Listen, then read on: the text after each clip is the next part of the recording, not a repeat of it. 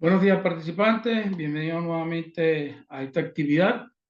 Hoy nos vamos a referir a lo que hemos venido tratando y lo que es la esencia principal de esta unidad curricular, que son los contratos y esa responsabilidad que nace cuando no los cumplimos en forma contractual o en forma incontractual. O sea, de esas acciones que se derivan de el incumplimiento de las obligaciones, como lo establece el artículo 1185 de nuestro Código Civil, que establece que todo en el incumplimiento de una obligación se causa un daño y ese daño hay que repararlo. Hoy vamos a tratar de seguir la situación que hemos venido hablando sobre los contratos y vamos a refrescar un poquito sobre lo que son los mismos. Cuando hablamos de contrato, estamos hablando de una situación que se presenta, por ejemplo, entre un deudor y un acreedor. Un acreedor, y entonces, entre los que los dos nace una obligación contractual como tal. Y así se denomina a la fuente que surge a la fuente de esa obligación que surgen de la prestación que debe existir entre el acreedor y el deudor acreedor. De esta manera podemos decir que nacen estos tipos de obligaciones que están dispuestas o disponibles en el Código Civil venezolano, como son las obligaciones de dar, de hacer y no hacer. De dar, por ejemplo, cuando debemos entregar como testimonio una prestación de ese convenio, de esa transacción que se ha establecido entre dos o más personas. Y la otra es de hacer que funcione pues la creación de una empresa. Vamos a crear una empresa, entonces es una obligación de hacer y de ese hacer nace otro conjunto de obligaciones. Y la otra es la de dar, de no entregar lo que está establecido en en el Código Civil. Entonces, podemos decir que el contrato viene a representar esa parte de los deudores y la obligación contractual que nace al acreedor, esa fuente que surge a través de la cual debe cumplirse en favor del acreedor lo que se conoce como una prestación. Cuando revisamos los elementos que conforman al derecho privado o al derecho real, como lo dije en la clase pasada, a manera de refrescamiento de este conocimiento, que es importante conocerlo, cómo están constituidos los derechos reales y cómo están constituidos los derechos privados, personales o el derecho civil como tal. Cuando hablamos de derecho real, vamos a hablar de tres elementos, que es un actor activo, un actor pasivo y un objeto. Y cuando hablamos de derechos reales, encontramos que el actor activo viene siendo el dueño del objeto y el objeto en los derechos reales es la cosa, el bien como tal. Y aparece un actor pasivo que es el Estado que le va a dar la buena fe a ese propietario de esa cosa de que él es el dueño de ese bien como tal. También vamos a encontrar lo que establece el artículo 1133 de nuestro Código Civil en materia de contrato. Refrescando porque deben estar familiarizados con este concepto que lo establece el 1133 de nuestro Código Civil, que no es otra cosa que el contrato es una convención entre dos o más personas.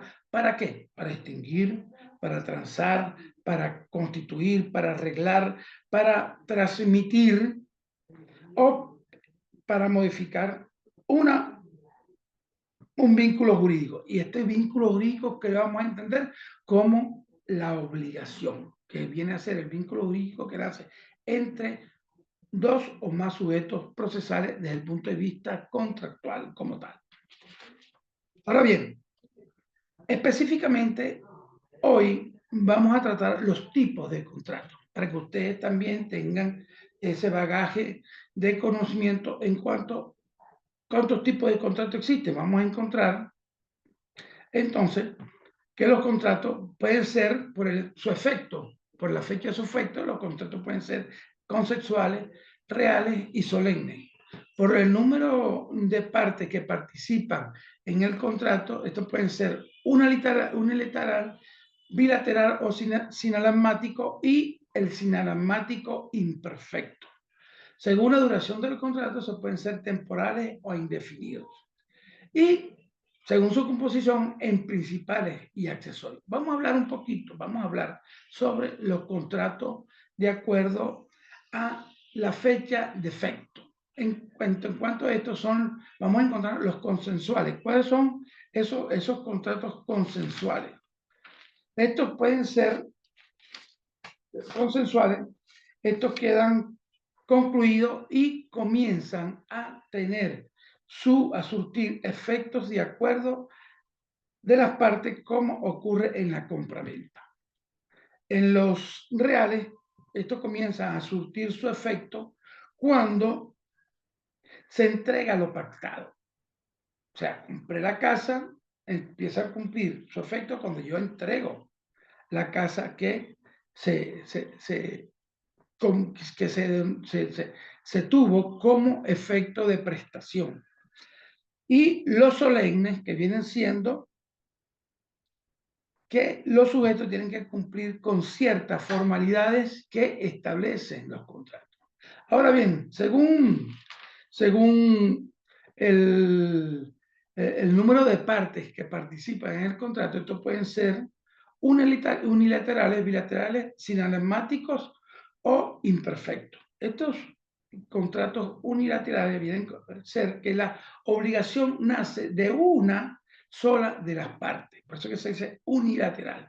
El contrato bilateral o sinalagmático, tienen que estar pendiente de esta definición que es muy usada en el argot de materia de contrato, en el argot de derecho civil, y entonces esto viene a ser que ambas partes contraen responsabilidades por igual. Y el imperfecto viene a decir que son, como decir, unos unilaterales, pero que de la responsabilidad que adquiere una de las partes, la otra, cuando nace esa obligación, va a cumplir ciertas responsabilidades que van a nacer con la participación de una de ellas. Ahora, según la duración del contrato, lo vamos a encontrar entre temporales e indefinidos.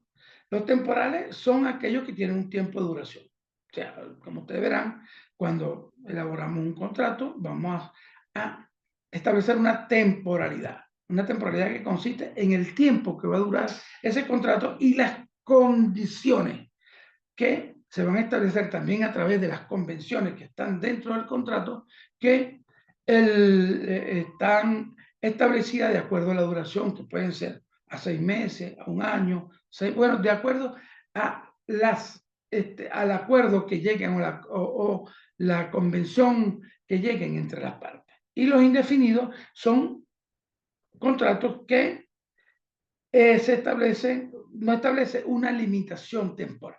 En eso consiste en los que son los indefinidos.